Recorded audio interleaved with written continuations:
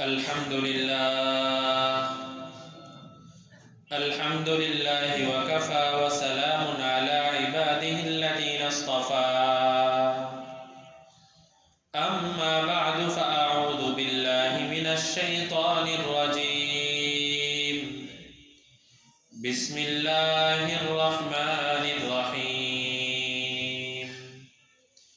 فإن تولوا فإن الله عليم بالمفسدين قل يا أهل الكتاب تعالوا إلى كلمة سواء بيننا وبينكم ألا نعبد إلا الله ولا نشرك به شيئا ولا يتخذ بعضنا بعضا أربابا من دون الله فإن تولوا فقولوا اشهدوا بأننا مسلمون يا أهل الكتاب لم تحاجون في إبراهيم وما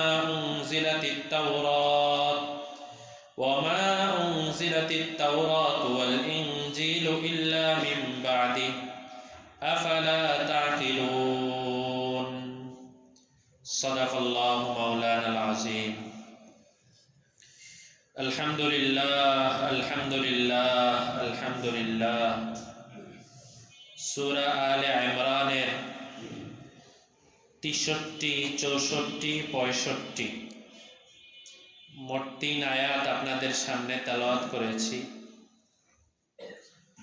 63 number আয়াতে গিয়ে রুকু শেষ হয়েছে। কোরআন মাজিদ যারা নিয়মিত দেখেন, পড়ার অভ্যাস আছে, তারা দেখবেন যে কোরআন শরীফের পৃষ্ঠার ডান পাশে বাম পাশে একটা শব্দ লেখা থাকে রুকু। রুকু শব্দটা লেখা থাকে। তো অনেকে মাঝে মধ্যে আমাদেরকে জিজ্ঞেস করে রুকু মানে কি, এই জায়গায় রুকু দিতে হবে কিনা। যে না, রুকু দিতে হবে না। এই জায়গায় রুকু এটা একটা পরিভাষা। পরিভাষা মানে হলো কোরআন মাজিদের যে কোনো বিষয়ে একটা আলোচনা যখন শেষ হয়ে যায়, নতুন একটা আলোচনা শুরু হয়, তখন ওই মাঝখানে রুকু চিহ্নটা দেওয়া হয়। যে এর আগ পর্যন্ত একটা আলোচনা, এখান থেকে আরেকটা আলোচনা। আবার অনেক সময় এমন হয় একই ঘটনা, তারপরেও মাঝখানে রুকু আছে।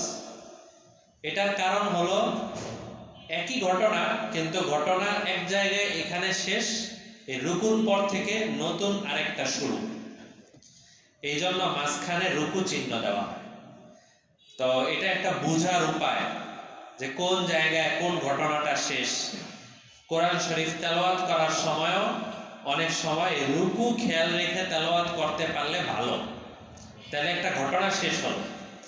অনেক সময় এটা আমরা আমাদের অভ্যাসের কারণে অনেক সময় করে ফেলি। এটা ভুল বা খারাপ তা বলতেছি না, বোঝানোর জন্য বলছি। অনেক সময় আমরা পৃষ্ঠার শেষ পর্যন্ত পড়ি, পরে কোরআন শরীফটা বন্ধ করে রেখে দিই।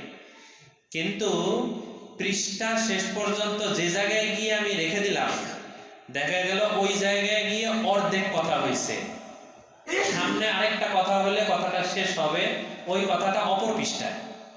না, আমি তো মাঝখানেই বন্ধ করে দিচ্ছি। এটা অনেক সময় আমরা অর্থের দিক তো আর বুঝি না, খেয়াল করা হয় না, এই জন্য এইভাবে। তো কোরআন শরীফ আমরা যখন পড়ব, বিশেষ করে যে রমজান মাস আসছে, এই সময়গুলোতে কোরআন শরীফ অনেক মানুষ তেলাওয়াত করেন। অফ করতে হলে রুকু খেয়াল করে অথবা সূরা শেষ করে অফ করা, পড়া বন্ধ করতে পারলে ভালো। এটা তাহলে অর্থের একটা মিল থাকে। একটা উদাহরণ দেই আপনাদেরকে, বুঝবেন তাহলে। 18 পারায় 11 নাম্বার পৃষ্ঠায় একদম পৃষ্ঠার শেষে আছে, মসজিদ হলো এমন একটি জায়গা যেই জায়গার মধ্যে একমাত্র আল্লাহর আওয়াজ নিয়ে কথা হবে, অন্য কোনো আওয়াজ নিয়ে কথা হবে না। 18 পারায় আছে। এই জায়গায় গিয়ে যে কথা এতটুকু বললাম না, এতটুকু গিয়ে পৃষ্ঠা শেষ। কিন্তু এর পরের পৃষ্ঠায় আছে আর এই আল্লাহর আওয়াজ শুধুমাত্র তারাই কথা বলতে পারবে যাদেরকে ব্যবসা বাণিজ্য চাকরি বাকরি কোনো কিছু আল্লাহর স্মরণ থেকে তাকে দূরে সরাতে পারে না, তারাই কথা বলতে পারে। এবার বলে দুইটা কথা মিলে পরে কিন্তু কথাটা পরিপূর্ণ হবে। কিন্তু আমরা ওই রুকু খেয়াল না করে যারা তেলাওয়াত করি, পৃষ্ঠা খেয়াল করে যারা তেলাওয়াত করি, অনেক সময় এমন হয় ওই জায়গায় গিয়ে পৃষ্ঠা বন্ধ, পরের দিন এসে কি করলাম, কোরআন শরীফ খুলে পরের পৃষ্ঠা থেকে পড়া শুরু করলাম। তারাই আলোচনা করার দাবি রাখে যারা সেখান থেকে যাদেরকে আল্লাহর স্মরণ ভুলায় না। কারা আলোচনার দাবি রাখে, কোথায় আলোচনার দাবি রাখে, কিছুই তো জানি না। কথা বুঝতে পারছেন নাকি? অনেক সময় অনেক মসজিদেও নামাজ পড়লে দেখা যায় যে এই ইমাম সাহেবরা অনেক সময় ওই 12 নম্বর পৃষ্ঠার শুরু থেকে তেলাওয়াত শুরু করে, অর্থ কিন্তু মিল থাকে না। নিয়ম হলো ফি বুয়ুতিন আদিনাল্লাহ আন তুরফা ওয়া ইউযকারা ফিহা ইসমু ইউসাব্বিহু লাহু ফিহা বিল গুদুবি ওয়াল আসালি রিজাল। এই যে রিজাল শব্দটা, এটা হলো 12 নম্বর পৃষ্ঠায়। বিষয়টা বুঝে আসছে? এটা সূক্ষ্ম কথা বললাম। তো এই সূরা আলে ইমরানের প্রথম আজকে যে আয়াতটি তেলাওয়াত করছি 63 নম্বর আয়াত, এই আয়াতটি মূলত আগের সাথে সম্পর্ক রাখে, যেহেতু এখানে গিয়ে রুকুটা শেষ হয়েছে। আগের সাথে কি সম্পর্ক? গত সপ্তাহে আমরা তাফসীর করেছি হযরত ঈসার সাথে হযরত আদমের কয় দিক দিয়ে মিল আছে, এই তাফসীর করেছিলাম। এরপরে মুবাহালা কাকে বলে, বর্তমান জমানায় মুবাহালা আছে কিনা, নবীজির জমানায় মুবাহালা কেন আসছিল এবং তার ফলাফল কি হয়েছিল, এই সমস্ত আলোচনা আমরা গত সপ্তাহে করেছি। এই সব আলোচনা শেষ 63 নম্বর আয়াতে আল্লাহ তাআলা বলেন, এই আয়াতটা গত সপ্তাহে তাফসীর করলে ভালো হতো, একটু রয়ে গেছে। এই আয়াতে আল্লাহ তাআলা বলেন ফাইন তাওয়াল্লাউ ফাইন্নাল্লাহা আলীমুম বিল মুফসিদিন। জেনে রাখো, আমার এত পরিষ্কার কোরআনের বিধান পাওয়া সত্ত্বেও তাওয়াল্লাউ, যারা কোরআনের বিধান থেকে ঘাড় ঘুরিয়ে নেয়। তাওয়াল্লাউ মানে ঘাড় ঘুরিয়ে নাও। আমরা কি বলি, ঘাড় মটকানো, ঘাড় টেরামি বলি, এরকম বলি আর কি, এক একজন এক একটা বলি। এক কথায় কথা না মানা, মুখ ফিরিয়ে নাও। আল্লাহ বলেন ফাইন তাওয়াল্লাউ, কেউ যদি আমার কোরআনের আয়াত থেকে মুখ ফিরিয়ে নেয়, ফাইন্নাল্লাহা আলীমুম বিল মুফসিদিন, আল্লাহ বলেন নিশ্চয়ই আল্লাহ তাআলা সমাজের মধ্যে যারা বিশৃঙ্খলা সৃষ্টি করে তাদের ব্যাপারে আল্লাহ তাআলা বড় খবর রাখেন।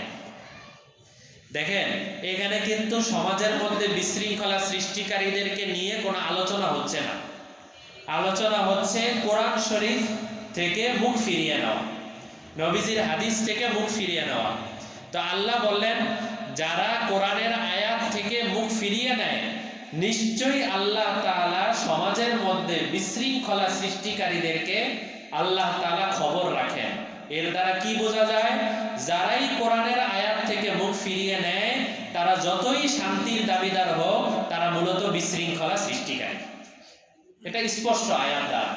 হ্যাঁ, কোরআনের আয়াত বাদ দিয়ে, হাদিসের নিদর্শন বাদ দিয়ে, নির্দেশনা বাদ দিয়ে যদি কেউ নিজের মতো করে, নিজের গবেষণায়, নিজের একটা রুচিতে অনেক শান্তি শৃঙ্খলা আনতে চায়, দেখা যাবে একদিক দিয়ে শান্তি শৃঙ্খলা আনে আর আরেক দিক দিয়ে অশান্তি শুরু হয়। এজন্য কোরআনের বিধান অনেক সময় মানতে আমাদের কাছে একটু কষ্ট লাগে। আমাদের কাছে সমাজের আত্মীয় স্বজন যারা আছে সবাইকে নিয়ে একসাথে কোরআনের বিধান পালন করা কষ্টকর হয়। তারপরেও মনে রাখতে হবে যে এই বিধানের মধ্যে আসল শান্তি আছে। এর বাইরে, কোরআনের বিধানের বাইরে গিয়ে এর মধ্যে বিভিন্ন ধরনের ফিতনা, বিভিন্ন ধরনের বিশৃঙ্খলা এগুলো আছে। কোরআনের এই আয়াত স্পষ্ট। তো এটা গত সপ্তাহের সাথে সম্পর্ক। এরপরে আল্লাহ তাআলা বলেন কুল ইয়া আহলাল কিতাব তাআলাউ ইলা কালিমাতিন সাওয়াইন বাইনানা ওয়া বাইনাকুম আল্লা না'বুদা ইল্লাল্লাহ ওয়ালা নুশরিকা বিহি শাইআ ওয়ালা ইয়াত্তাখিযা বা'দুনা বা'দান আরবাবাম মিন দুনিল্লাহ। দেখেন, মদিনায় যত অমুসলিমরা ছিল তাদের মধ্যে আমি বারবার বলেছি কয়েকটা ভাগ ছিল, যে একদল ছিল ইহুদি, একদল ছিল নাসারা, একদল ছিল মুনাফিক, আরেক দল ছিল মুশরিক। তো অনেকগুলা ভাগ ছিল। তো ইহুদি, নাসারা, মুনাফিক এই তিন দল একটা জায়গায় সবাই একমত, এমনকি মুসলমানরা। ইহুদি, নাসারা, মুনাফিক, মুসলমান সবাই একটা বিষয়ে একমত যে আল্লাহ তাআলা এক, তার সাথে আর কেউ শরীক নেই। এই বিষয়ে সবাই এক। দ্বিমতটা হলো এরপরে গিয়ে লা ইলাহা ইল্লাল্লাহ, এই ব্যাপারে সবাই একমত। এখন মুহাম্মাদুর রাসূলুল্লাহ সাল্লাল্লাহু আলাইহি ওয়াসাল্লাম, এই বিষয়ে মুসলমানরা তো স্বীকার করেন মুহাম্মাদুর রাসূলুল্লাহ। ইহুদিরা বলে যে না, মুসা রাসূলুল্লাহ। খ্রিস্টানরা বলে না, ঈসা রাসূলুল্লাহ। আর মুনাফিকরা যখন যেখানে সুযোগ পায় তখন সেই নবীরে মেনে নেয়।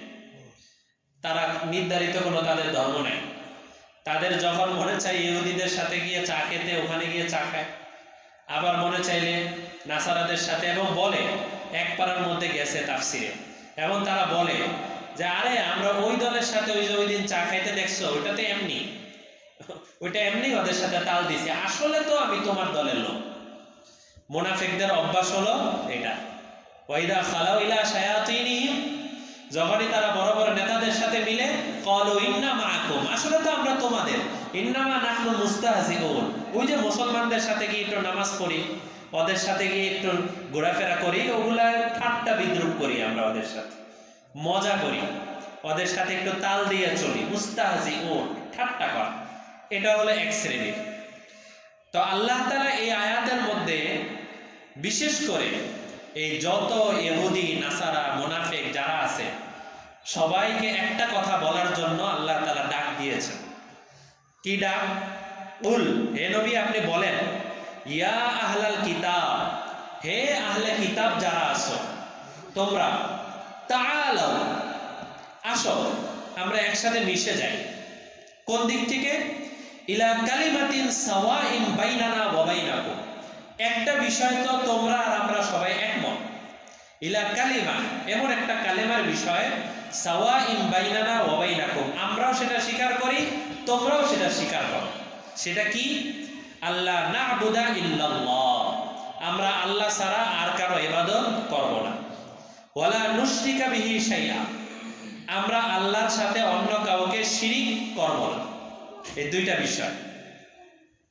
ওয়ালা ইয়াত্তাখিযা বা'দুনা বা'দান আরবাবা মিন দুনিল্লাহ, তৃতীয় আরেকটা বিষয় হলো আমাদের মধ্যে কেউ কোনো মানুষ অথবা অন্য কোনো মাখলুক অথবা মূর্তি অথবা যাই হোক না কেন এগুলোর কাউকে রব বানাবে না, শুধুমাত্র আল্লাহ তাআলাকে রব বানাবে। এই বিষয়ে তো আমরা সবাই একমত। তাহলে আসো এই বিষয়েই আমরা সবাই একত্রিত হই।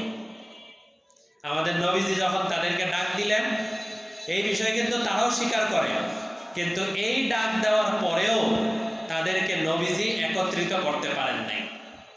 যে ঠিক আছে, আমাকে নবী মানলে না, আসো আসো আমরা বসি, দেখি, আমরা নিজেরা কথাবার্তা বলি, এরপর একটা সিদ্ধান্তে পৌঁছে যাই। তুমি যদি তাওরাত মানতে চাও তাওরাত মানো, তোমরা যদি ইনজিল মানতে চাও ইনজিল মানো, যাদের যেটা মনে চায় ওটা মানো।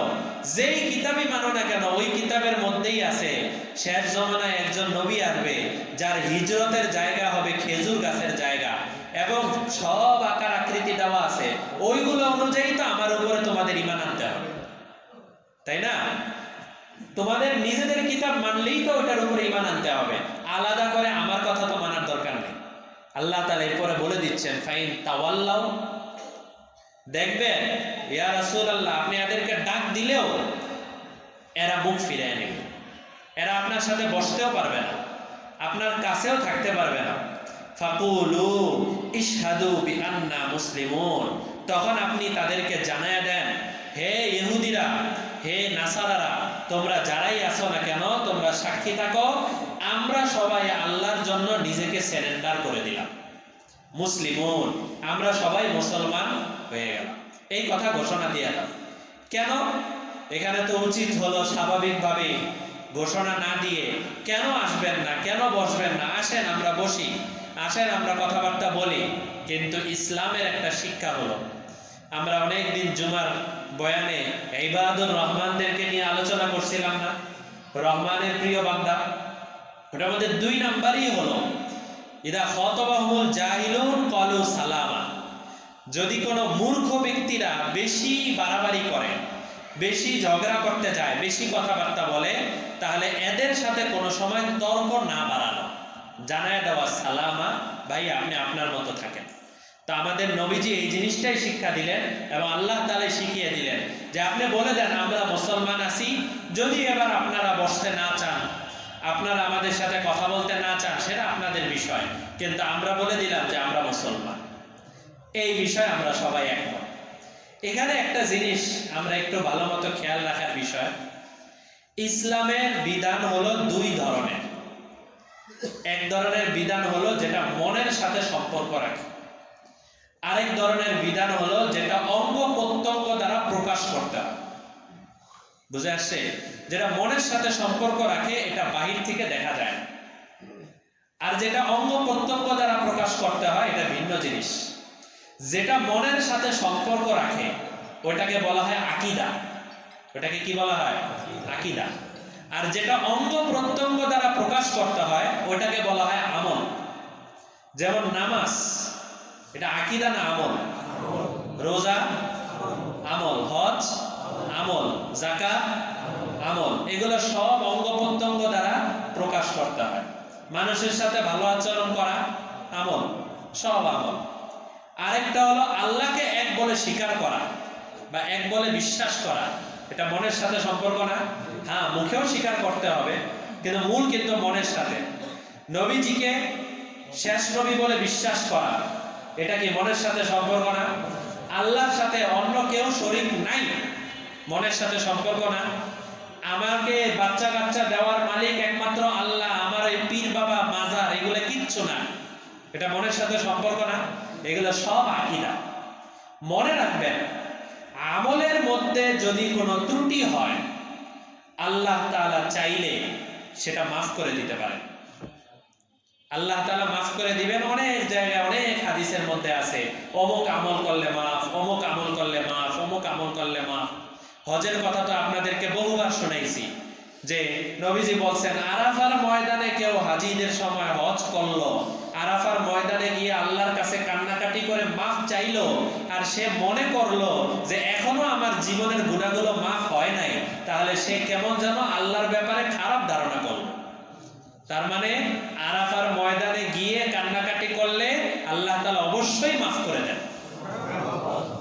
অনেক আমলের দ্বারা আছে, এক আমল দ্বারা আল্লাহ তাআলা জীবনের অনেক গুনাহ মাফ করে দেন।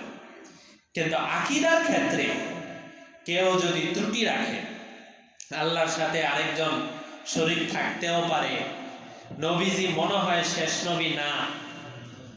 এই যে কাদিয়ানীরা, তাদের ইউটিউব চ্যানেল আছে, আল্লাহ হেফাজত করেন, ইউটিউব চ্যানেল আছে, ওই চ্যানেল থেকে আপনি 5টা ভিডিও দেখেন, আপনার মনের মধ্যে সন্দেহ তৈরি হয়ে যাবে যে আসলে নবীজি কি শেষ নবী? এই ভিডিও দেখে তো মনে হইতেছে গোলাম আহমদ কাদিয়ানী শেষ নবী। সন্দেহ তৈরি হয়ে যেতে পারে, এটা আমি আন্দাজে বলতেছি, এটা বাস্তব। এই জন্য অনেকবার আপনাদেরকে কিন্তু এই কথাটা বলি যে ইউটিউবটা হলো বাজারের মতো, এই জায়গার মধ্যে পচা মাছও আছে, ভালো মাছও আছে, বরং পচা মাছের সংখ্যাই বেশি। কারণ ইউটিউবের সুতা তাদের হাতে, ইহুদি নাসারাদের হাতে না। তো তারা যদি দেখে বহু মানুষ এর মাধ্যমে হেদায়েত পেয়ে যাইতেছে, তাহলে এই সুতা তারা এইভাবে রাখবে? এর নিয়ন্ত্রণ তো তাদের কাছে, গুগলের নিয়ন্ত্রণ ইহুদি নাসারাদের কাছে। আর আমি এটা দেখে দেখে খুব হেদায়েত পেয়ে যাব, আর তাদের কাছে এই খবর কিছুই যাবে না, এটা সম্ভব কোনোদিন? হ্যাঁ, হেদায়েত আসতে পারে, কিন্তু স্বাভাবিকভাবে হেদায়েত খুব বড় অনেক মানুষ হেদায়েত পেয়ে গেছে ইউটিউবের মাধ্যমে, এমন সংখ্যা নাই। দেখা যায় ভাই আপনি দ্বীনের পথে আসছেন কিভাবে?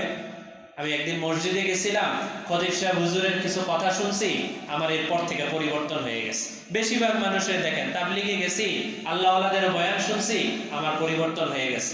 এরকম ঘটনাই বেশিরভাগ, তাই না? এর কারণ কি? যে সুদ খায় সে কোনোদিন ইউটিউবে সার্চ দিবে না যে সুদ খেলে কি কি আযাব হতে পারে, এই সার্চ দিবে না। কিন্তু হুজুরের সামনে আসলে ভালো কথাও তার কানে পড়বে, আবার ওই অ্যান্টিবায়োটিক যেগুলো আছে ওগুলোও কানে পড়বে, তাই না? সুদের বিরুদ্ধে কথা শুনতে হবে না, ঘুষের বিরুদ্ধে কথা শুনতে হবে না। কেন? এই যে যেটা ভালো মিষ্টি ওষুধ ওইটাও লাগে, যেটা তিতা ওষুধ ওইটাও লাগে, আর দুইটা মিলেই তার হেদায়েতের কারণ হয়। কিন্তু যে নামাজ পড়ে না সে ইউটিউবের মধ্যে কোনো সময় এটা সার্চ দিবে না যে নামাজ না পড়লে কি কি ক্ষতি আছে আমাকে একটু দেখান, এটা সার্চ দিবে না। সে সার্চ দিবে উল্টা পাল্টা, হুজুরদের কি কি দোষ আছে একটু বাইর করে দেখান। এরকমই কিন্তু বেশিরভাগ। তো আমি যে কথাটা বলতে চাচ্ছি সে কথা ভালো করে বুঝেন।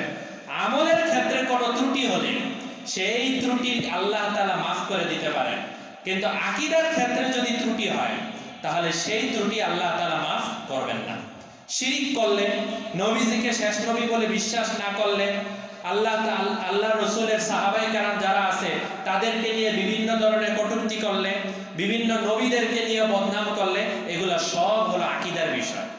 এই জন্য আকীদাটা খালেস হওয়া, পরিশুদ্ধ হওয়া, এটা আমাদের জন্য জরুরি। তবে উম্মতের মধ্যে যত ওলামায়ে কেরাম আছেন, হক্কানি ওলামায়ে কেরাম, সবাই কারো মধ্যে আকীদার ব্যাপারে কোনো ধরনের মতভেদ নাই। সমস্ত ওলামায়ে কেরাম সবাই বলেন আল্লাহ তাআলা এক, সবাই বলেন নবীজি শেষ নবী, সবাই সাহাবীদের ব্যাপারে একই কথা বলেন, নবীদের ব্যাপারে একই কথা বলেন। সবাই এই ব্যাপারগুলোতে, আকীদার বিষয়গুলোতে, মনের বিষয়গুলোতে সবাই একমত। দ্বিমত যেটা দেখা যায় সেটা হলো আমলের বিষয়। তাও আমলের মধ্যে যেটা কোরআন হাদিস দ্বারা অকাট্যভাবে প্রমাণিত, ওইটার মধ্যেও কোনো দ্বিমত নাই। নামাজ কেউ 6 ওয়াক্ত এটা বলছে, রোজা 2 মাস ফরজ কেউ বলছে, বলে না। এগুলা যেগুলা অকাট্যভাবে প্রমাণিত, এগুলোর ব্যাপারে ওলামায়ে কেরামের কোনো মতভেদ নাই। তাহলে আকীদার ব্যাপারেও নাই, আমলের মধ্যে যেটা অকাট্যভাবে প্রমাণিত সেটার মধ্যেও নাই। তাহলে মতভেদ নিজেদের মধ্যে কোন জায়গায় হয়? দেখা যায় কোরআন হাদিসের মধ্যে আমাদের নবীজি একটা আমল করেছেন, আরেক হাদিসে পাওয়া যায় আরেকটা আমল করেছেন। এখন দুইটা হাদিস দুই রকম, তখন দেখা যায় কোন কোন ওলামায়ে কেরাম এক হাদিসের উপরে আমল করেন, কোন ওলামায়ে কেরাম আরেক হাদিসের উপরে আমল করেন। এইভাবে কিছু মতভেদ হয়েছে, দোনোটার উপরে আমল হয়েছে। ফলাফল দেখা যায় যে আমাদের নবীজির দোনো আমলকে আল্লাহ তাআলা জিন্দা রাখছেন। এই আমলও জীবিত, এই আমলও জীবিত। কিন্তু ইসলামকে যদি সর্বভাবে উন্মুক্ত করে দেওয়া হয় যে যার মনে চায় এটা নেবা, যার মনে চায় ওইটা নিবা, তাহলে দেখা যাবে যার যখন সুবিধা যেটা সে তখন ওইটা অনুযায়ী আমল করবে। সে তখন ইসলামটাকে একটা খেয়াল তামাশা বানায়নি। যেমন রক্ত বের হয়ে যদি গড়াইয়া পড়ে যায় তাহলে নামাজ ভেঙে যায়, ওযু ভেঙে যায়। শাফি রহমতুল্লাহ আলাইহি বলছেন ওযু ভাঙে না। এখন আমি ওযু করতে আসি, এখন শীতকাল সময়, এখন আমি ধরে নেব আরে এখন ওযু করা ঝামেলা, যা এবার আমি ওই হাদিসের উপরে আমল করব। আবার যখন ওযু করতে মন চাবে তখন আমি এবার এই হাদিসের উপরে আমল করব। এখন দুই ধরনের ঝামেলা হয়ে গেল।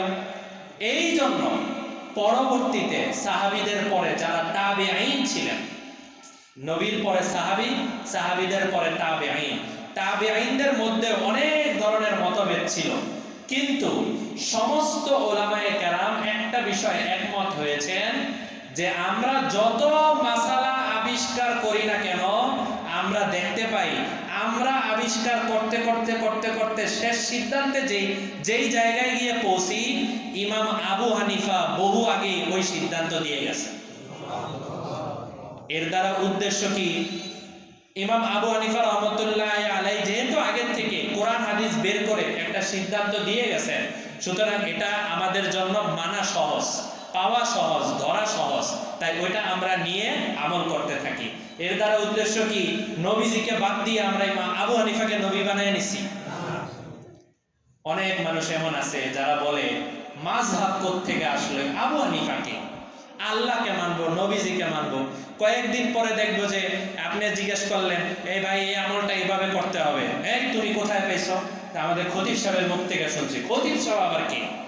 আরে আপনি যে বললেন খতিব সাহেবের মুখ থেকে শুনছি, উদ্দেশ্য কি খতিব সাহেবকে নবী বানায় দেওয়া? খতিব সাহেবের থেকে সহযোগিতা নেওয়া, তিনি আমার মাধ্যম আল্লাহ পর্যন্ত পৌঁছান, তার কাছ থেকে দ্বীনের জ্ঞানগুলো শিখি। তো এটা আমার মাধ্যম। হযরত ইমাম আবু হানিফা রাহমাতুল্লাহ আলাইহি তার জীবনে 12 লক্ষ মাসালা বের করে গেছেন।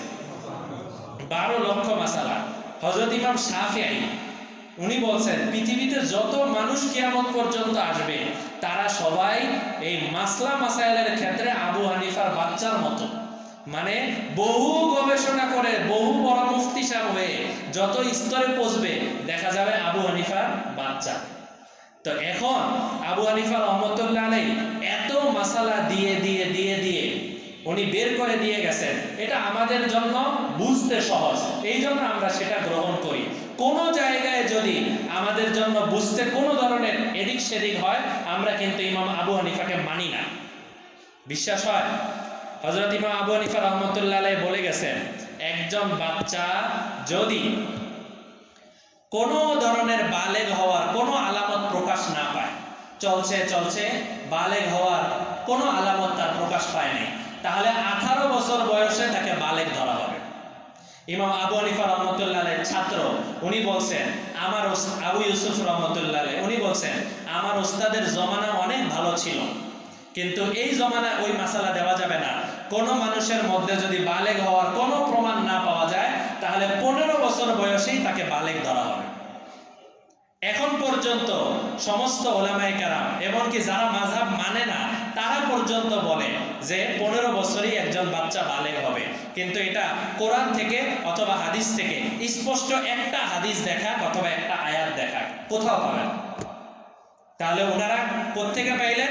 বহু হাদিস একত্রিত করে গবেষণা করে করে করে করে এরপরে একটা সামারা, একটা ফলাফল বের করছেন। আমাদের জন্য এটা সহজ, আমাদের জন্য এটা সহজ।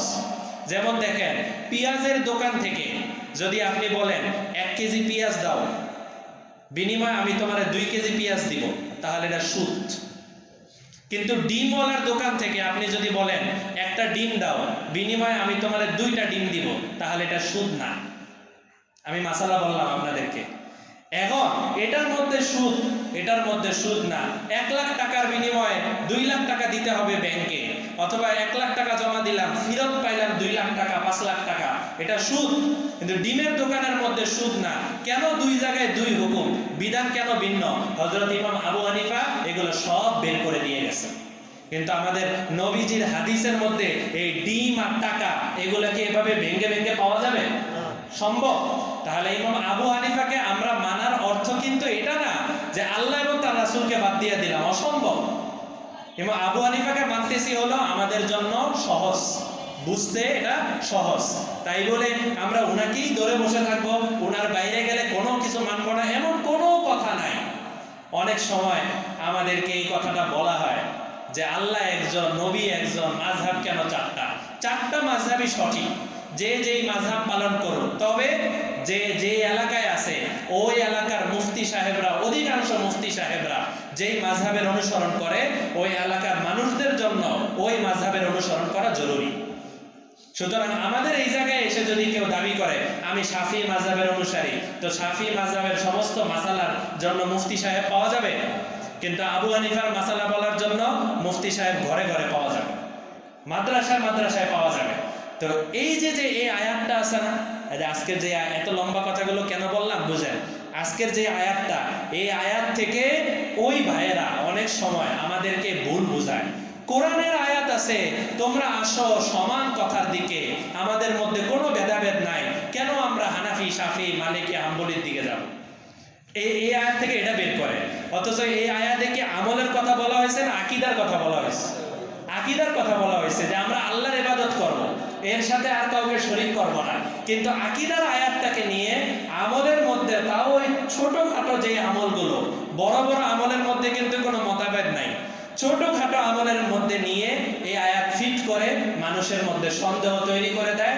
আর মনে রাখবেন, যদি কোনো আওয়াম মানুষ, সাধারণ মানুষের অন্তরের মধ্যে একটা জিনিস ঢুকানো যায় যে আলেমরা অত একটা ভালো না, এরা স্বার্থের জন্য অনেক কাজ করে, এরা টাকার জন্য অনেক কাজ করে, এরা দুনিয়াদার, এরকম যদি কিছু ঢুকায় দেওয়া যায় তাহলে আলেমদের থেকে দূরে সরানো অনেক সহজ।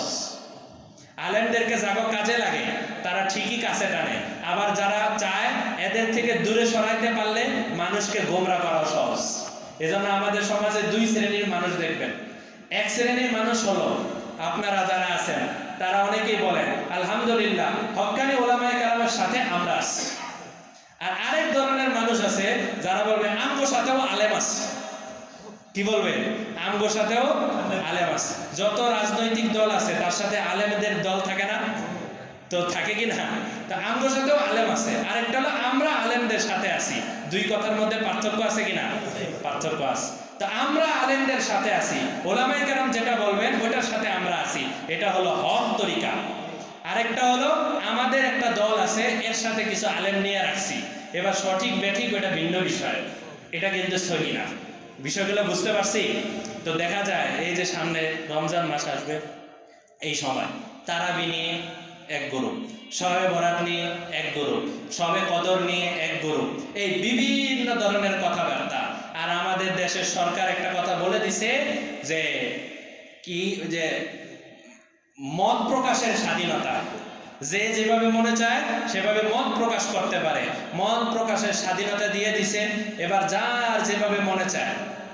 আমি এত বছর ধরে আব্দুল্লাহপুর থেকে বাসায় যাই, ভিতরে বাসা উত্তরখানে, বাসায় যাই, কোনো দিন কিছু দেখি নাই। হঠাৎ করে আব্দুল্লাহপুর থেকে একটু পরে এই সুন্দর লাল আলাদা গম্বুজের মতো, হঠাৎ করে কি ব্যাপার, এখানে কি? এখানে পীর বাবার মাজার।